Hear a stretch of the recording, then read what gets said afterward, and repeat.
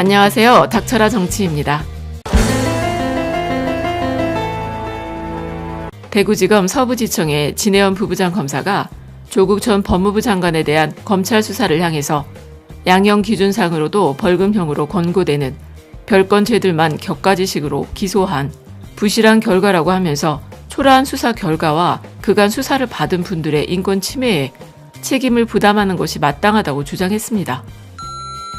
참고로 진혜원 검사는 지난 13일 페이스북에 올렸던 환관과 검찰, 질서의 전복자들이라는 제목의 글에서 중상모략을 일삼고 권력자들을 숙청하던 중국 전국시대 때 진나라의 환관 조고를 거론하면서 검찰의 행태에 비유를 했는데, 조고는 칼을 휘둘러 권력을 가지고 있는 사람들만 암살하거나 처형을 하면 세상이 자신의 품으로 들어오는 것으로 착각을 했던 것 같다. 하지만 민심은 권력이 질서에 의해 부여돼야 한다는 원칙을 잊지 않았고 무함으로 처형당한 사람의 억울함을 잊지 않았다고 하면서 조고가 황제 자영에게 처단당한 역사를 상기시켜줬어요. 그러면서 진혜원 검사는 검찰 수사의 관행을 비판했는데 뭐라고 했냐면, 검찰은 증거도 없는 사건을 논두렁시기 같은 발언 등을 하면서 출처와 근거가 전혀 확인되지도 않은 정보를 고의로 유통시켜서 검찰 권한의 남용을 방지하려는 제도를 시행하려고 했었던 노무현 대통령을 서거하도록 만든 적이 있으며, 그것으로도 부족해 검찰개혁을 추진하기 위해 취임한 조국 법무부 장관에 대해선 150만 건 이상의 기사를 유통시켰다. 그렇게 4개월 이상을 자택과 사무실 그리고 가족 등 100회가 넘는 압수수색을 벌이며 전력을 투입하고 반치까지 거듭을 했지만 주식 관련 부정축제 혐의는 확인하지도 못한 채 표창장 한 장을 여러 번 기소하더니 외국 대학교 쪽지 시험에서 도움을 줬었다는 혐의로 양형 기준상으로도 봤을 때 고작 벌금형으로 권고될 정도의 별건 죄들만 곁가지식으로 기소해버리는 부실한 결과를 보였다고 하면서 윤석열 검찰의 수사 결과를 혹평한 겁니다. 그리고 진혜원 검사는 조국 전 장관을 향해서 검찰은 사과해야 한다고 주장도 했는데, 현재의 질서 아래선 초라한 수사 결과와 그간 수사를 받은 분들의 인권 침해에 대해서 책임을 부담하는 것이 마땅하다고 하면서, 우리가 처음엔 조국 전 장관이 주식 관련 부정행위를 했다고 가설을 세우고 전력을 다해서 수사를 했지만 혐의가 확인되지 않았으니까 불기소 결정을 하고서 마음의 상처를 입은 장관과 가족들에게 사죄의 의사를 표시해야 하는데 이런 공개적 의사표명은 나오지도 않는다 하면서 비난을 했어요.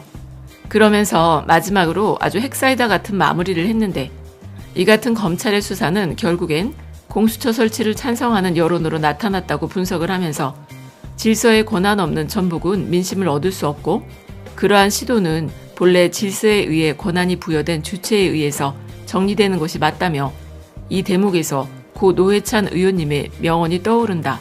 모기가 반대한다고 F킬러 안 뿌립니까? 라고 글을 맺었는데요. 그런데도 조국 전 장관 가족이 무슨 큰 범죄자라도 되느냐, 아직도 사리분별을 못하고 무조건 죄를 졌다고 비난하는 분들이 계시죠. 그래서 그런 분들을 위해서 정리를 다시 한번 해드려보면요.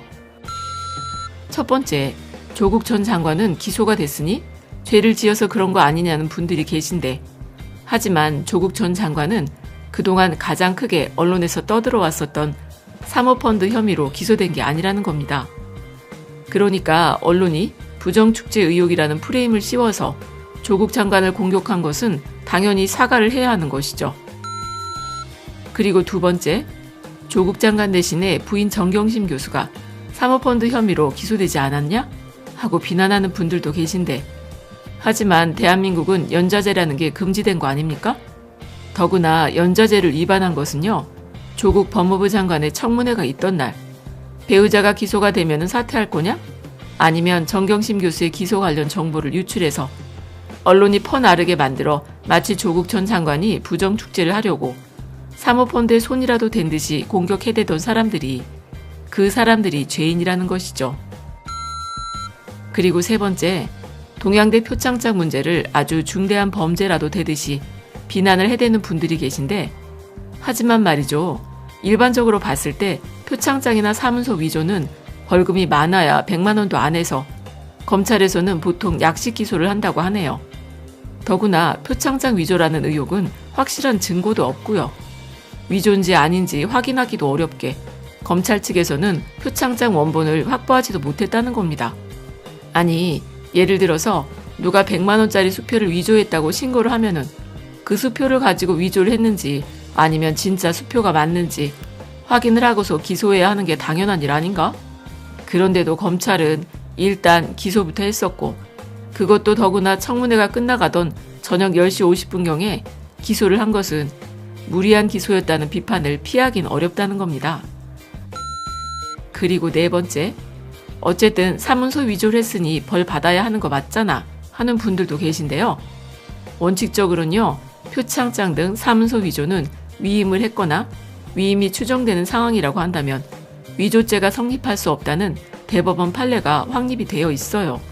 더구나 지금까지 드러난 동양대 교수님이나 직원들의 양심 선언이나 MBC에서 보도한 내용이나 영주교육청에서 발표한 동양대와 교육 업무 관련된 협약식 내용을 보면은 이번 표창장 사건은 동양대 최성해 총장이 사전에 표창장 수여를 위임한 공문에 결재를 했었고 더구나 조국 전 장관의 따님은 실제로 봉사를 했었고 그에 따라서 표창장을 받은 건 충분히 예상할 수 있는 상황이라는 거예요.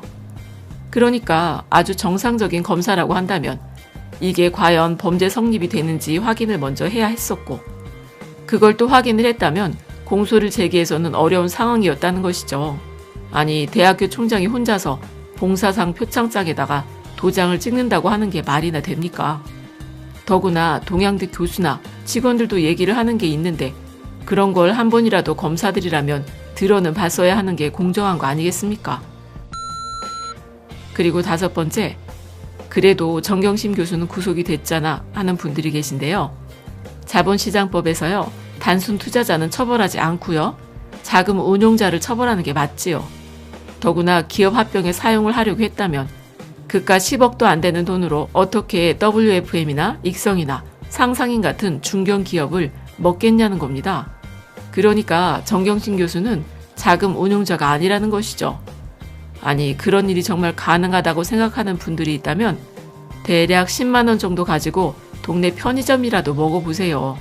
아주 편의점 사장이 뭐라고 하겠습니까? 미친놈이라고 안 하겠어요? 그러니까 검찰은 이 사모펀드 운영자가 실제 누군지 확인을 하고서 기소를 했어야 하는 게 맞고요.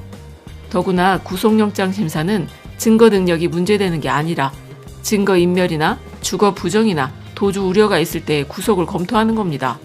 그러니까 이 사건의 경우엔 증거를 인멸했다는 혐의가 별도로 청구가 되어 있으니 영장이 발부된 것으로 보여지는 것이죠. 그리고 여섯 번째, 이렇게 근거를 대줘도 이쯤에 오면은 그래서 뭐 이제 와서 어떻게 하라고 하면서 아무 근거도 없이 무조건 끝까지 정경심 교수와 조국 전 장관을 죄인으로 취급하는 분들이 계시죠. 하지만 지금은 가족들을 인질로 삼아서 고문을 하거나 구속시키는 방법은 해방 이후에 군사정권에서나 사용을 했었던 아주 낡은 방법이라는 거예요. 어쨌든 진해연 부부장 검사의 말대로 양형 기준상으로 봤을 때 고작 100만 원도 안 하는 표창장 위조, 사문서 위조 같은 걸로 기소를 한 것은 인권 침해에 책임을 져야 하는 것 아니겠습니까? 더구나 그걸 또 받아서 지난 6개월 동안 엄청난 가짜 뉴스를 써대던 언론사 기자들은요, 하루빨리 사과를 하는 기사를 쓰는 게 최소한 기자로서의 양심을 지킬 수 있는 거 아닌가 싶다는 생각이 드네요. 그럼 끝까지 들어주셔서 감사드리고 좋은 의견 있으시면 댓글 많이 남겨주세요. 감사합니다.